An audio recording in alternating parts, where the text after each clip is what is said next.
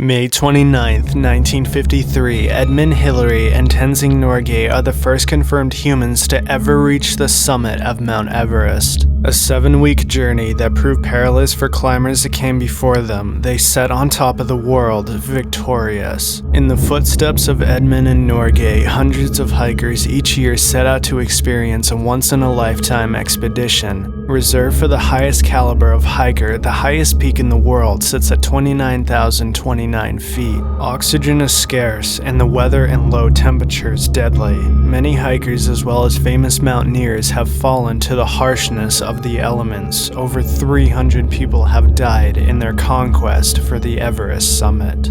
Over 200 bodies still reside in what is known as the Death Zone. It is also given the name Rainbow Valley due to all the different colored jackets of the bodies strut about the elevation. Residing 26,000 feet on the northeast ridge, the Death Zone's altitude is so low that without the aid of oxygen, hikers would quickly succumb to severe altitude sickness that will lead to death. Many inexperienced hikers are killed this way. They will collapse, reacting to the symptoms of horrific stages of change their body is going through. They may never get up.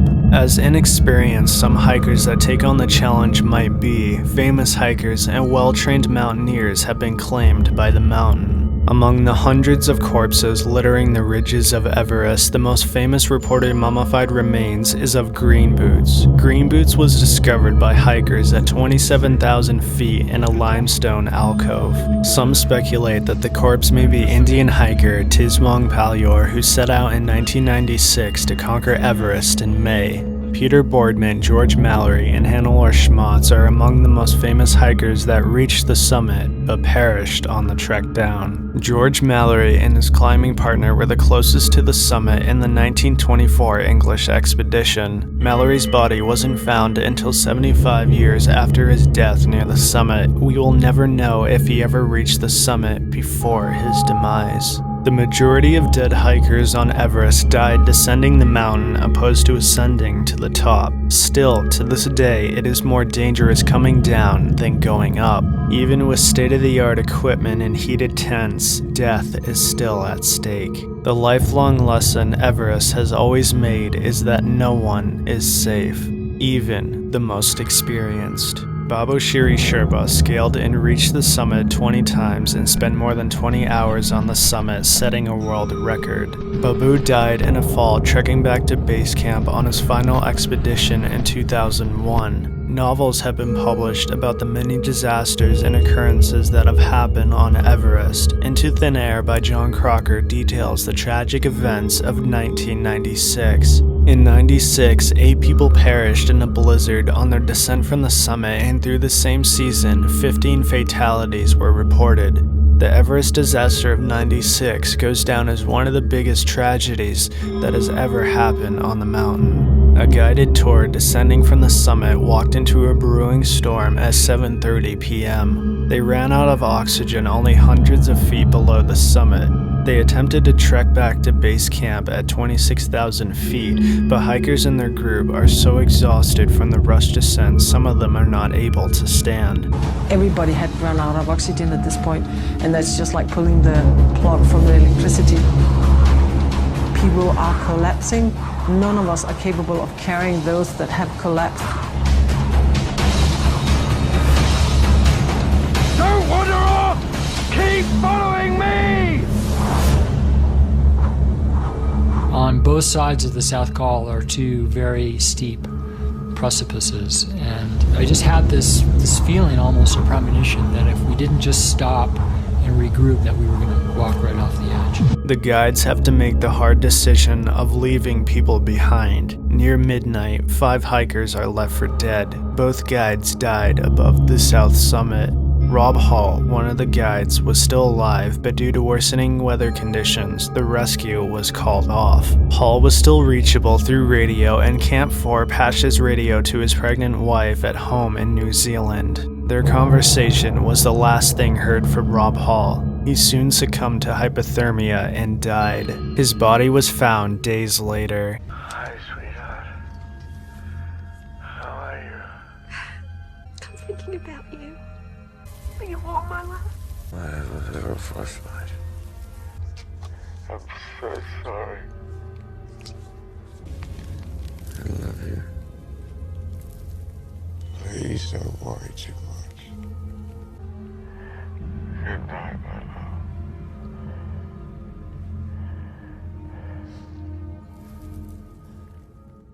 At the time, the record was set for the most fatalities, but would be broken in 2014. The Everest ice avalanche of 2014 would become the biggest Everest tragedy in history. 16 hikers perished when the seracs on the western side of the mountain collapsed, sending the mountain into an ice avalanche. The area resides where the avalanche of 1970 took place. 6 Nepalese skiers died attempting to ski down the western mountainside of Everest. In 2015, an earthquake shook Gorkha, Nepal that triggered an avalanche that wiped out villages. Avalanches have always been a contributor to the mountain's many fatalities, but HACE, or high-altitude cerebral edema, is the biggest killer on the mountain. It is responsible for over 280 bodies throughout the danger zone. But what is it? The higher you climb, oxygen becomes thinner and will eventually become almost less than 1/3 of a normal intake of oxygen. With less oxygen in your brain, certain functions will begin to diminish at around 9,000 feet. Your energy, oxygen intake, central nervous system, and cognitive functions that greatly impact performance take effect at around 15,000 feet. Your lungs begin to swell and early stages of HACE have set in. Bodies that are not prepared or trained for such conditions are at a greater risk of succumbing to HACE. After symptoms of altitude sickness is discovered, researchers say you are likely to be dead within 24 hours unless you descend to lower altitudes. For dedicated hikers, this is almost not an option, and their persistence will lead to their demise. Cerebral edema is most deadly due to what it intimately leads to: hypothermia. 28,000 feet up in the danger zone, hypothermia is already in its beginning stages while HACE is quickly becoming more severe. While you are experiencing extreme confusion and loss of personal gravity, you collapse from extreme exhaustion and your body aches for you to stay down, but this means certain death. At this altitude, if you completely collapse, your body is forfeit. No one is coming to save you, and no one is coming to bring your body back to your loved ones. There is not enough manpower or accessibility at this height. Companions are forced to leave your dying body as you are endangering their lives as well. Soon after your companions are gone, your skin begins to turn a dark blue and frostbite is nearing. Hikers recall the sensation of wood where flesh was once warm and pure stiffness like a corpse. Advanced hypothermia is now dominating over your body and you increasingly become more hot. You are tempted with removing your equipment and jacket to relieve the heat you think you feel, but only contributes to fast approaching death. With exposed skin and absent body heat, your system slowly begins to shut down. You have trouble taking in breaths, and your eyes hemorrhage, causing blindness and adding to hallucination. Over 50% of hypothermia victims are found with their equipment and jackets separated from them, indicating advanced hypothermia. This phenomenon is referred to as paradoxal undressing. Near death, the body will quickly rush blood throughout your body in a final attempt to save itself, causing a hot flash sensation. Climbers will often stay collapsed where they fall and will deny getting up because of the warmth they are feeling. This can cause them to drift off. Falling asleep is extremely easy at these stages, and you are at the highest risk of slipping into unconsciousness and never waking up. You are likely fighting to stay awake and creating some sort of stimulation to keep yourself from drifting off. Frostbite now covers the majority of your most exposed areas and you are completely unable to move or feel anything. Hypothermia overrides your body and you become unconscious as you slip into the warmth grasp of death. You will never wake up again.